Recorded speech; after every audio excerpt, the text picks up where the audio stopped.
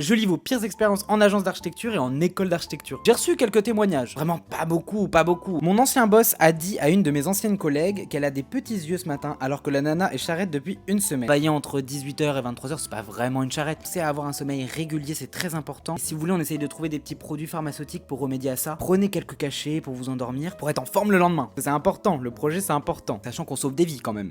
Ah bah non. Mon collègue essayait de ne pas perdre le samedi en congé. Résultat, le patron nous convoque pour nous dire qu'il est furieux, qu'on essaie d'optimiser nos congés. Si on préfère être en congé avec notre famille plutôt qu'à l'agence, on n'a qu'à partir. Et bah écoutez, les congés on a quoi, 25 jours par...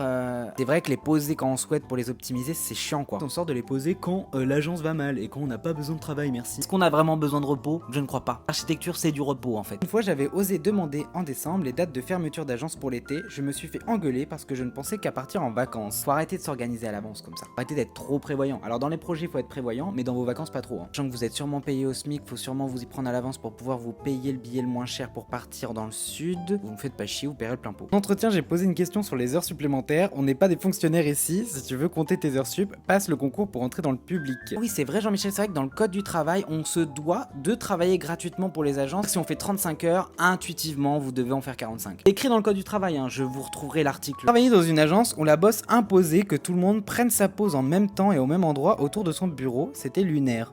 POV la pause. Oui, du coup le projet ça avance? Ouais. Le pro ça avance. Elle est de boulot parce qu'elle est là, mais sinon... Qu'est-ce que t'as dit Géraldine? Je disais le projet est super. En tout cas ça avait l'air funny. Alors dans mon cas, mon patron demande à ChatGPT le salaire minimum et l'applique aux nouvelles recrues. Et ils sont malins. Ils ont compris que ChatGPT c'était un bon ami. Ça sert pas juste à faire une synthèse de ton CR de réunion. Ça peut servir pour être rentable. Un boss d'expérience. J'étais stagiaire et on me faisait bosser sur mon propre ordi portable perso. C'était ma première expérience en entreprise, mais avec le recul je trouve ça abusé. Après l'agence elle a pas les moyens de vous payer non plus du matériel de grande qualité, enfin juste un ordi. C'est un coût aussi pour l'entreprise déjà de vous prendre en stage, de ne pas vous payer, vous fournir un ordinateur, ça va. Pensez à demander, on sait jamais, parce que si vous arrivez et qu'ils disent oh là, le stagiaire, Géraldine t'as commandé le Nokia? Putain non. Joachim, est-ce que t'as ramené ton ordinateur? Non. Bah écoute, aujourd'hui on va faire du dessin. Géraldine, tu peux ramener les feuilles de l'imprimante? Merci. T'as quoi comme ordinateur? Ah, t'es sous Mac.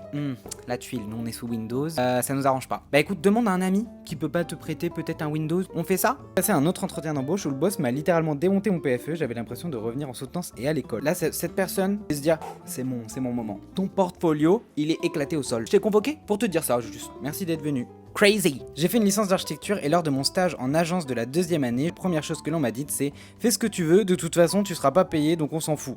Ça pose l'ambiance. Le stage va être fun. C'était les petites anecdotes que j'ai sélectionnées. N'hésitez pas à commenter ou à m'en envoyer en DM des petites anecdotes pour une prochaine. Je les lirai vraiment avec attention.